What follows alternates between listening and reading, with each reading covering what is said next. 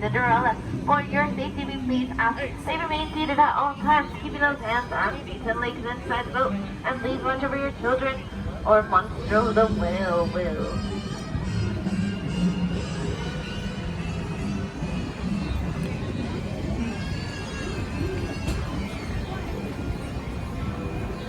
Well, so as adventurers begin their journey through the pages of a book, but those who come in person will find that their journey can be quite magical, or sometimes quite menacing. Ooh. But have no fear, as we enter through the stomach of Monstro, for he's not actually eating us, but transporting us to a magical land called Storybook Land. Phew, we made it. I hope that wasn't too overwhelming. We like to begin our journey with Once Upon a Time, and in our case, the Big Bad Wolf, whose cave is coming up to our left. He's known for going after the three little pigs who live across the way on our right. One house made out of hay, one made out of sticks, and one made out of foolproof guaranteed bricks. As we take a turn, look over our story into more curious matters as we come across an English village home to Alice on our left. One golden afternoon, she followed the white rabbit, accidentally fell into the rabbit hole, falling all the way down into Wonderland. Things just became more curious after that. On our right, we have London Park, the same park where Peter Pan and the darling children learned how to fly. Thanks to some pixie dust and a wonderful thought, they were off to Neverland where they never had to grow up. And up ahead, we have Agrabah, the city of mystery and enchantment. This is the same marketplace where Princess Jasmine and Aladdin first met. He stole a few things, but mostly her heart. And although they lived two different lifestyles, thanks to a friend like Genie and the power of their love, they're happily married, living in the Sultan's palace.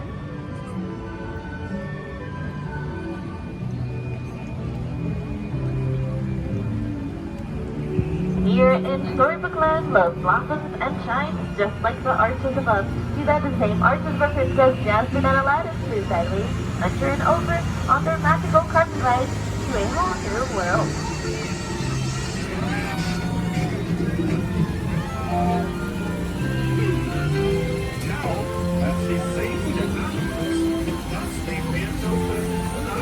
Next, we approach the Cave of Wonders, filled with cursed treasure, only to be lifted by the genie himself.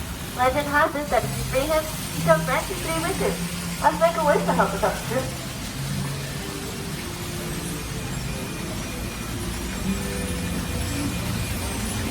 Snow White's wish was to get away from the evil queen, and in doing so, she stumbled upon this cozy cottage here on our right, home to the 7 dwarfs.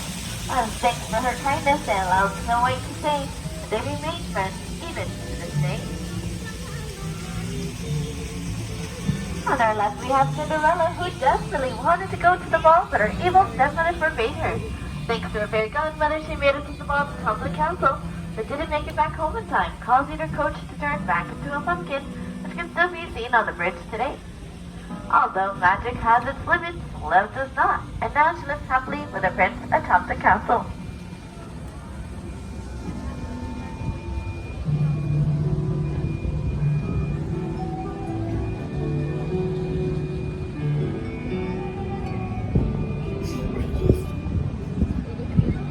Dreams come true and wishes inspire our stories here in Storybook Land, just like our patchwork on our left, inspired by the 1933 Silly Symphony cartoon, Lullaby Land, which was one of Walt Disney's earlier animations. Each plant is real as they can Tinkerbell's enchantment they will never grow up. This is quite inspiring to Walt Disney, and is his favorite chapter in our storybook.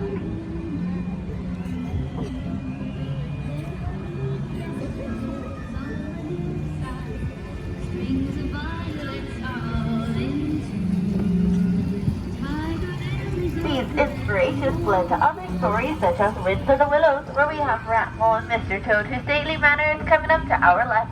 But sorry folks, Mr. Toad isn't home right now. He's actually in his motor car off to absolutely nowhere.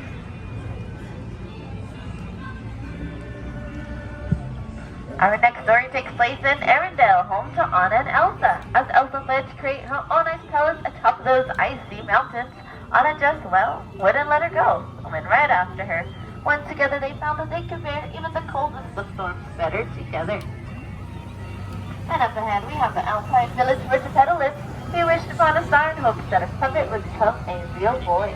Once Pinocchio saved Geppetto from the jaws of the monster, the Blue Fairy granted his wish and then lived happily as a family. Our next dreamer is a little mermaid named Ariel, who swapped her fins for feet and landed in the shores in front of Prince Eric's castle. This is where she became part of our world.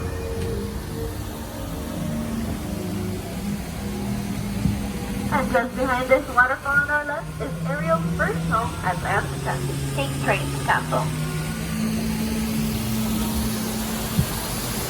And as our storybook comes to a close and we approach the dock, please ask that you keep those hands, arms, and fingers inside.